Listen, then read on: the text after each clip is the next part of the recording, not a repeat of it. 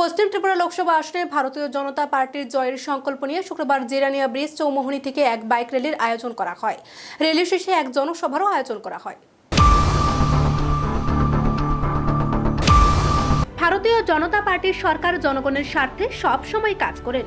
বিগত দিনে যারা বলতো ত্রিপুরার আইন শৃঙ্খলা ভালো নয়, এখন তৃতীয় স্থান দখল করেছে রাজ্যের আইন শৃঙ্খলা। দেশের বিধানসভা নির্বাচনের আগে যে নির্বাচনগুলো হয়েছিল সেখানে বোমাবাজি, মারপিট, হইচই, খুন, সন্ত্রাস এগুলো রাজ্যবাসী দেখেছে।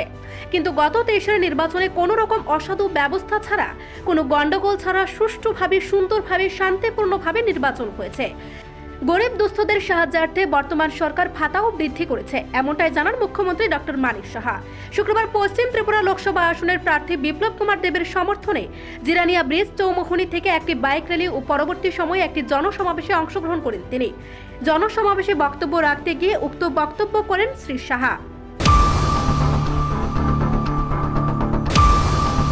এখানে বিরোধী পক্ষের প্রায়শই বলে আইন শৃঙ্খলা এখানে ঠিক নয়, আইন শৃঙ্খলা এখানে ঠিক নয়।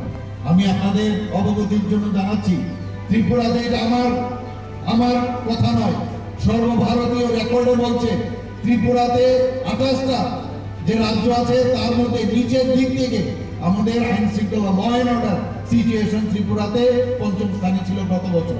এবার কত হয়েছে? 3য় স্থানে চলে আসছে বন্ধুগণ। তারপরে ভাবো, আইন শৃঙ্খলার কথা বারবার ওনারা বলছেন, কিন্তু রেকর্ডে কি বলছে? 3য় স্থানে আমাদের আইন শৃঙ্খলা এখন ত্রিপুরাতে এত ভালো।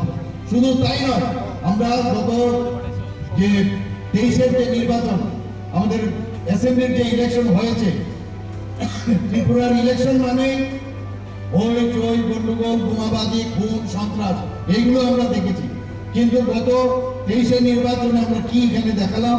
যে কোনো গন্ডগোল ছাড়া, কোনো রকম অসাধু যে ব্যবস্থা সবসময় কমিউনিস্টরা এই 35 বছর ওরা করে গেছে, তার থেকেও যে নির্বাচন করা যায় সেটা আমরা কিন্তু দেখিয়েছি। এদিনের এই র্যালি ও জনসভায় দলীয় কর্মী সমর্থকদের উপস্থিতি ছিল বেশ লক্ষণীয়। নিজস্ব প্রতিনিধি রিপোর্ট, এশিয়ান টাইমস।